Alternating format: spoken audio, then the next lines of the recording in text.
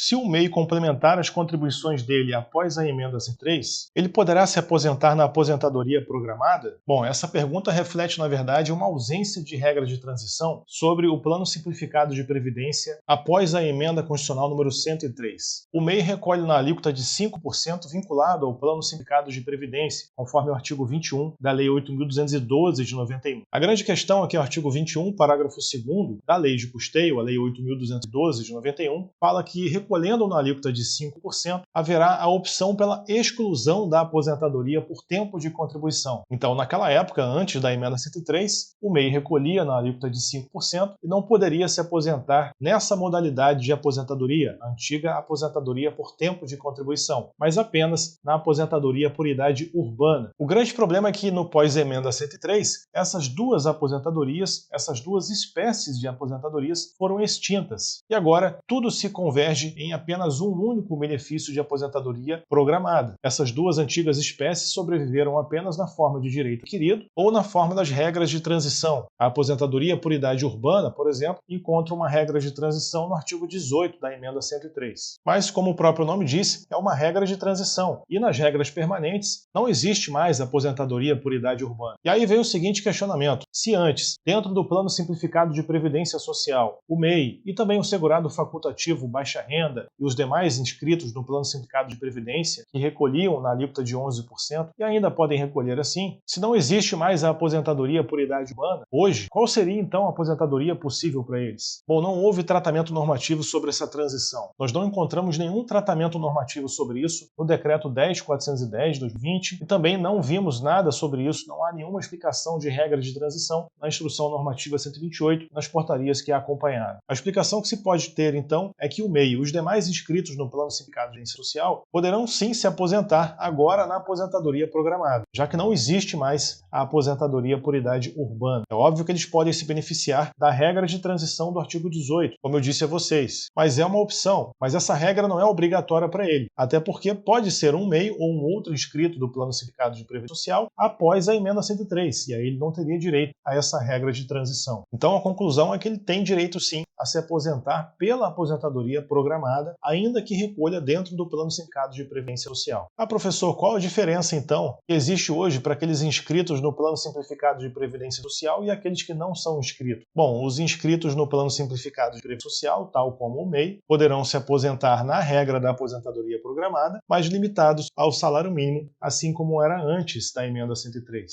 E se eles complementarem as suas contribuições na alíquota de 15% sobre o salário mínimo, isso permitirá que eles usem todo o período contributivo deles e possam ter a aposentadoria programada calculada conforme o salário de benefício efetivamente, ou seja, pela média de todas as contribuições previdenciárias existentes no período base de cálculo. Então a complementação do MEI nesse contexto faz com que ele libere aquele período que existia somente dentro do Plano Simplificado Social para o sistema em geral, digamos assim, do regime geral de previdência social, juntando esse período que ele recolheu como MEI com outros períodos que ele eventualmente tenha recolhido. Então somente vai valer a pena essa complementação se ele quiser somar esse período de MEI no cômputo geral de tempo de contribuição e carência. Porque é muito importante que você perceba que no momento em que ele complementa essas competências e libera elas para a média do salário de benefício em geral, essa média pode cair significativamente se no restante do período base de cálculo ele tiver outras contribuições altas. Então tudo é um caso de planejamento previdenciário. Bom, eu espero que essa análise tenha sido importante para você. Nos vemos na nossa próxima aula. Um grande abraço.